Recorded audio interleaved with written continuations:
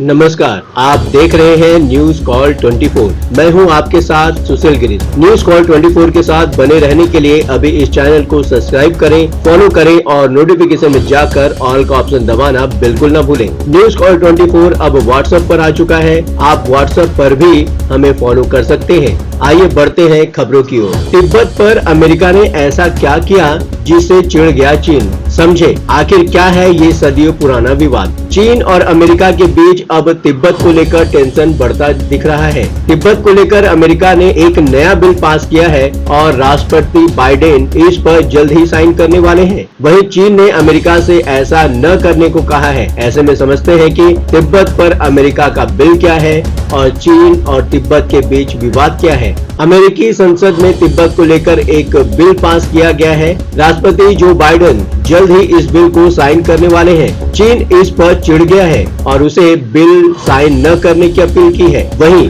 White house का कहना है कि अमेरिकियों के लिए जो सही होगा राष्ट्रपति बाइडेन वही करेंगे। अमेरिकी संसद के निचले सदन हाउस ऑफ रिप्रेजेंटेटिव में ये बिल 12 जून को पास हो गया था। बिल के समर्थन में 391 और विरोध में 26 वोट पड़े थे। इसके बाद सीनेट में भी ये पास हो गया था। इस बिल का मकसद तिब्बत के विवाद को सुलझाना है। बिल में तिब्बत की स्थिति और विवाद के शांतिपूर्ण समाधान की बात कही गई है। इसके साथ ही चीन से तिब्बती धर्मगुरु दलाई लामा से फिर से बातचीत शुरू करने को भी कहा गया है। इस बीच अमेरिका की फॉरेन अफेयर्स कमेटी के चेयरमैन माइकल मैकॉल भारत आए हैं। वो इस दौरान दलाई लामा से भी मुलाकात करेंगे। इस दौरान इस बिल पर चर्चा भी होगी।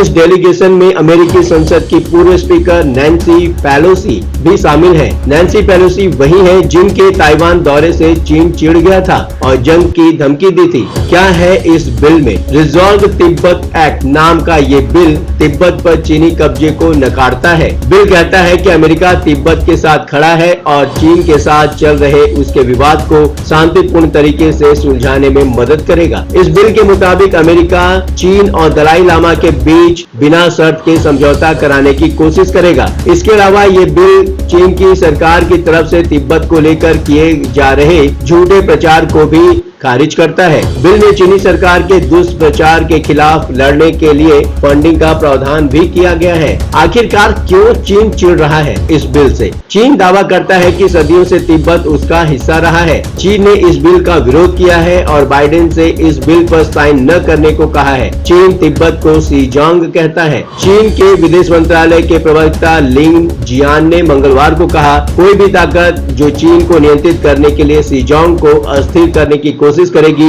वो कामयाब नहीं होगी। उन्होंने कहा कि अमेरिका को इस बिल पर साइन नहीं करना चाहिए। चीन अपनी संप्रभुता, सुरक्षा और हितों की रक्षा के लिए दृढ़ कदम उठाएगा। लिन जियान ने भी कहा कि दलाई लामा कोई धार्मिक व्यक्ति नहीं है, बल्कि वो चीन विरोधी अलगाववादी गतिविधियों से जुड़े निर्वासित व्यक्ति हैं। चीन और तिब्बत आखिरकार चाहते क्या है? हिमाचल प्रदेश के धर्मशाला से तिब्बत की निर्वासित सरकार चलती है। चीन ने इस साल अप्रैल में कहा था कि वो सिर्फ दलाई लामा के प्रतिनिधियों से बात करेगा, न कि निर्वासित सरकार के प्रतिनिधियों से। चीन साफ कर चुका है कि वो दलाई लामा की ओर से तिब्बत की स्वायत्तता की मांग पर बातचीत नहीं करेगा, जबकि दलाई लामा का कहना है कि वो सिर्फ तिब्बत की राजनीतिक स्वतंत्रता नहीं चाहते, बल्कि सभी तिब्बती क्षेत्रों की स्वायत्तता चाहते हैं, जिनमें गांसू, किंघई, सिचुआन और यूनान प्रांत भी शामिल है, जिस पर चीन ने कब्जा कर लिया था। आखिरकार तिब्बत और चीन में क्या है विवाद? तिब्बत का इतिहास काफी उथल-पुथल रहा है। तिब्बत पर कभी मंगोलों ने तो कभी चीन के चिंग राजवंश ने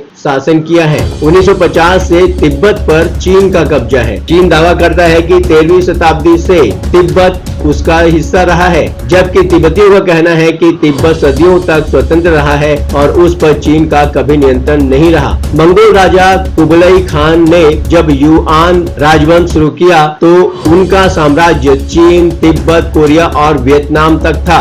फिर 17वीं सदी में चीन के चिंग राजवंश और तिब्बत के बीच संबंध बने। 19वीं सदी में चिंग राजवंश का तिब्बत पर कब्जा हो गया, लेकिन 3 साल में ही तिब्बतियों ने खदेड़ दिया और 1912 में 13वें दलाई लामा ने तिब्बत की आजादी की घोषणा की। करीब 40 साल तक तिब्बत आजाद रहा। 1949 में चीन में माओ से तुंग की सत्ता आई तो फिर हालात तेजी से बदले। चीन ने तिब्बत पर कब्जा कर लिया। मई 1950 में चीन के हजारों सैनिकों ने तिब्बत पर हमला कर दिया और उस पर कब्जा कर लिया। 1959 में चीन ने तिब्बती धर्मगुरु दलाई लामा को बिना बॉडीगार्ड के बीजिंग आने का न्योता दिया, लेकिन उनके समर्थकों ने उन्हें घेर लिया ताकि चीन गिरफ्तार न कर सके। बाद में दलाई लामा को तिब्बत छोड़कर भारत में शरण लेनी पड़ी।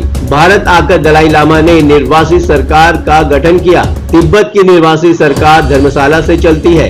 इस सरकार में लोब्सांग सांगेय प्रधानमंत्री हैं, वही पेनपा त्सेरिंग राष्ट्रपति हैं। तिब्बत की स्वतंत्रता के लिए अमेरिका ने एक नया बिल पास किया है जिसमें वो तिब्बत की मदद करना चाहता है। आप अपनी राय हमें कमेंट के माध्यम से बता सकते हैं। बने रहिए लगातार खबरों के लिए न्यूज़ कॉल 24 के साथ। नमस्कार।